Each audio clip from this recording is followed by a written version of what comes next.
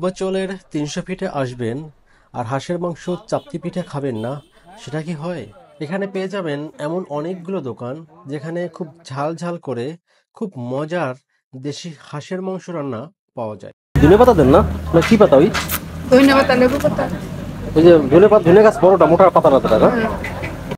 এই হাঁসের মাংসের সঙ্গে আপনি খেতে পারবেন রুমালি রুটি অথবা চাপতি পিঠা। আপনি করছেন না রান্না? রান্না হয়েছে। হাঁসের মাংস একটু ঝাল না হলে মজা লাগে না, ঝাল হয়েছে তাহলে তো মজা হবে। ও রসুনও দিচ্ছে, রসুনও দিয়ে দিচ্ছে না?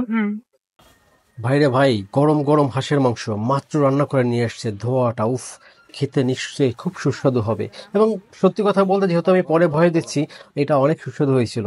রান্নাটা আসলেই অনেক ভালো লেগেছে আমার কাছে।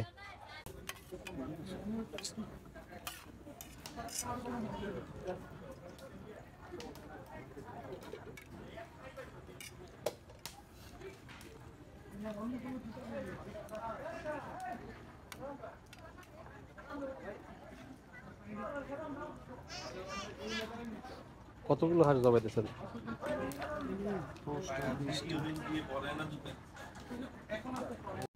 5 পিসের এই 1 প্লেট হাঁসের মাংসের দাম নেয় 250 টাকা করে।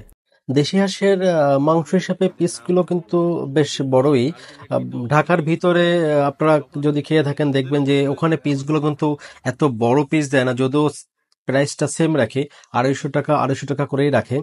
সো এইখানের পিসগুলো কিন্তু বেশ বড়ই পেয়ে দিছে। যেহেতু দেশি হাঁস আসলে একটু বড় পিস করলে মানে মাংস তো কম থাকে, তাই আর কি। এখানে এই মাংসটি একটু ঝাল ঝাল ছিল। আসলে হাঁসের মাংস তো একটু ঝাল ঝাল না হলে খেতে এতটা মজা লাগে না। তো যারা ঝাল খেতে একদমই পছন্দ করে না বা একটু কম ঝাল খায়, তাদের যদিও একটু কষ্ট হবে, তারপরেও কিন্তু খুব সুস্বাদু ছিল মাংসটি। এই ঝাল ঝাল হাঁসের মাংস খাওয়া তো শেষ হলো, ঝাল তো লেগেই আছে। তো চলেন না একটু মিষ্টি ট্রাই করে আসি। আপনি নীলা মার্কেটে ঘুরতে আসবেন আর এই গরম গরম মিষ্টি খাবেন না, আসলে সেটা তো হয় না। নীলা মার্কেটের পাশেই পেয়ে যাবেন এই গরম গরম মিষ্টির দোকানগুলো। আরো আগে মানে আরো কয়েক বছর আগে এখানে বেশ এই মিষ্টির দোকানগুলো ছিল। এখন মাত্র 3-4টা দোকান আছে। সত্যি বলতে এখানের মিষ্টিগুলো মিষ্টির চেয়েও মিষ্টি। চাইলেও আপনি খুব বেশি পরিমাণ মিষ্টি এখান থেকে খেতে পারবেন না। আর এই দোকানগুলোর পিছনেই সব মিষ্টিগুলো তৈরি করা হয়। নীলা মার্কেটের পাশেই দেখা মিলল অনেক দেশীয় ফলের কয়েকটা দোকান, যেখানে আপনি পেয়ে যাবেন অনেক রকম দেশীয় এবং তরতাজা ফ্রুটস। বাট এগুলোর দাম কিন্তু ঢাকার থেকে তুলনামূলক কোনো অংশে কম না, বরং আমার কাছে মনে হয়েছে ঢাকার থেকেও এইগুলোর দাম অনেকটা বেশি। সো আপনারা যারা এখান থেকে এই ফল কেনাকাটা করবেন তারা অবশ্যই একটু দামাদামি করে নেবেন। পাশে তাকাতেই দেখলাম তরতাজা একটা সবজির দোকান, যেখানে সব সবজিগুলো তরতাজা। বাট দামের কথা যদি বলি, ঢাকার থেকে অনেক বেশি। নীলা মার্কেটের অনেক জিনিসই তো দেখালাম, তাহলে এই রাস্তাটা বা ভাইরাল রাস্তা, যেখানে ভাইরাল ছবি তোলার যে প্লেসটা, এইটা দেখাতে বাদ যাবো কোনো? আসলে অনলাইনে পাবলিশড হওয়া আমার মনে হয় সব থেকে ভাইরাল প্লেস এই জায়গাটা, যেখানে এমন কেউ নেই যে না আসলে এখানে ছবি তুলে না গেছে।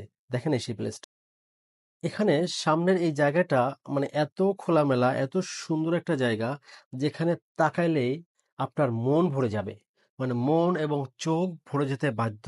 এত সুন্দর একটা জায়গা, এত সুন্দর একটা প্লেস। সো কেমন লাগলো আপনারা কমেন্টস করতে কিন্তু একদমই ভুলবেন না।